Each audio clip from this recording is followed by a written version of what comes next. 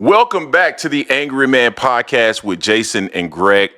So, Jay, first and foremost, before we jump into this video, I need to welcome some special people to the channel. Those of you who are new to the channel, this is the Angry Man Podcast, M Sports Media, where we drop boxing-related content all the time. And we do it in a way that no other channel can.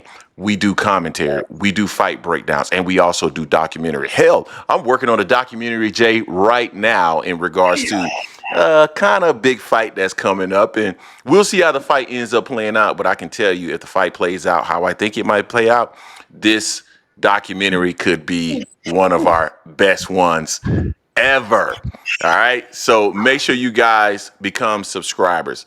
For those of you who are subscribers or regular patrons of the channel, thank you for returning. Make sure you smash the like button or the dislike button if you don't like the content, but make sure that you are engaging with the content. Now, Jay, shout out to Tim Bradley.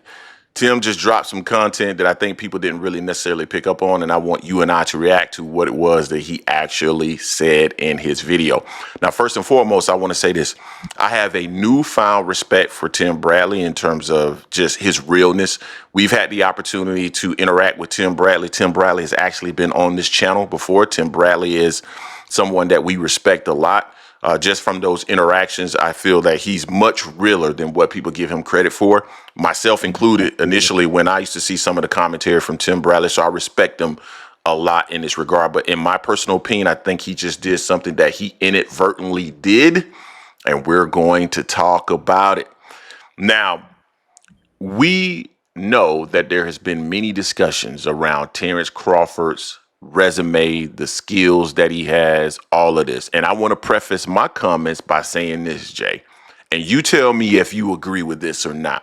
But I have Terence Crawford as the #1 pound-for-pound fighter in the sport. And prior to his fight with Errol Spence, we had him as the #1 pound-for-pound fighter in the sport. Yes or no?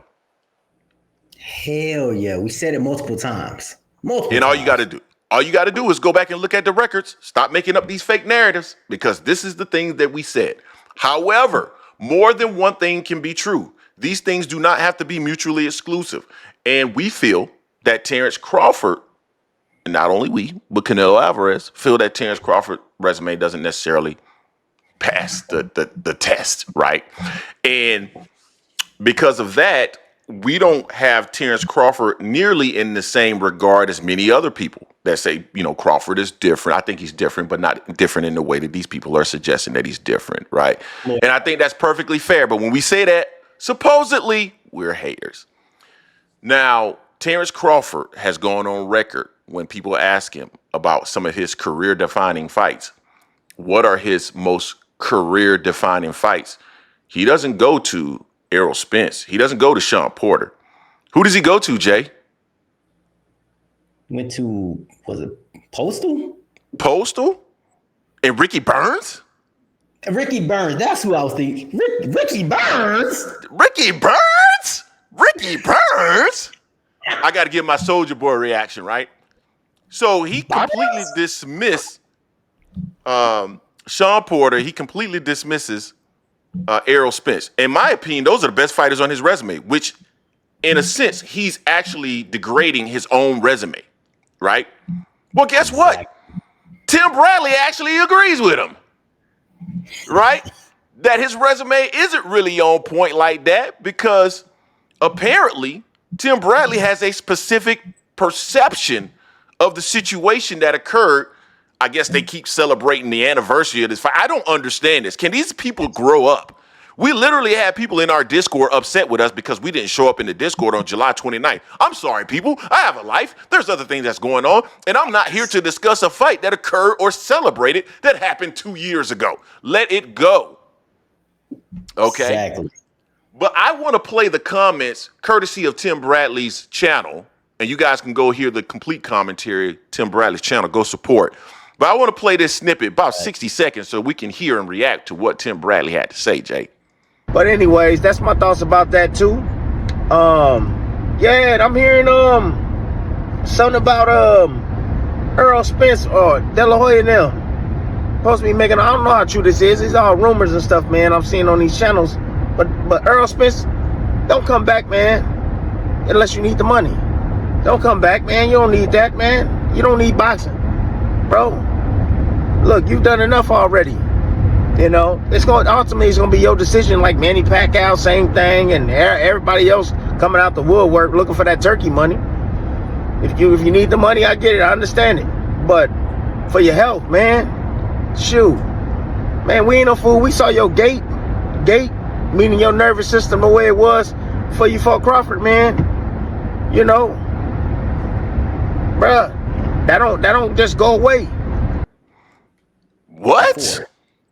Before he fought Terence Crawford, which means that he is stating that Errol Spence had issues prior to, neurological issues prior to his fight with Terence Crawford, which diminishes his performance against Errol Spence. Now, I'm on the record to state this. I do not believe Errol Spence has any neurological issues. Okay? That's my belief. I do not believe that. I do not agree with that. I do believe and agree with him in saying that Errol Spence doesn't need boxing and he can walk away. But outside of that, I don't agree with the neurological issues. But he's diminishing and jabbing the resume of Terence Crawford because honestly, Errol Spence is probably the best win on his resume, bar none. Jay, what are your thoughts on that? Yeah, when I heard that, I was like, wait a minute. He said before. I thought he was going to say after. You know, he said before. So he feels that Spence was compromised, whether it's neurological or anything else. He feels like he was compromised, and that does impact the resume. But Bud has impacted his own resume all the time by not using Spence on there. He could say, like, yeah, Spence is my best win. You know, some people may think it's my easiest win, but I had to put a lot of work in because he's a great fighter. That's how you do that. You're like, yeah, he was the best other than me. If it weren't for me, Spence would have been the best at 147. That's how you use that. Don't sit there and say Ricky Burns is your best win. You know, but Tim saying this just, I mean, you can say Spence was compromised in one of many ways in that fight there. A lot of people had questions when he was in the back, the pre-fight interview and whatnot. But it's funny when I heard that when Tim said that, I was like, dang, he said the same thing that a lot of people have said over and over again. And it's definitely impacting Terrence's resume, but Terence did the damage to himself. Now everyone's just like agreeing with it in a sense. Yeah, no, I agree with that. And, you know, at the end of the day, resumes don't necessarily win fights. I will be the first to say that. So Terence Crawford has a chance to win this fight against Canelo Alvarez. I personally think that it's an uphill battle, just considering the fact that he's moving up in weight. And I know a lot of people are talking about the weight increase and all that. We've done videos on that. Personally, I don't see that as being a major challenge right now as far as I'm concerned. But we'll see what ends up happening in regards to Terence Crawford and the Canelo Alvarez fight. But I do think it can reveal that, you know, maybe he isn't quite what you all think he is. Let us know what you think. Don't forget to hate, like, comment, and subscribe. This is the Angry Man Podcast here on Sports Media, and we are out.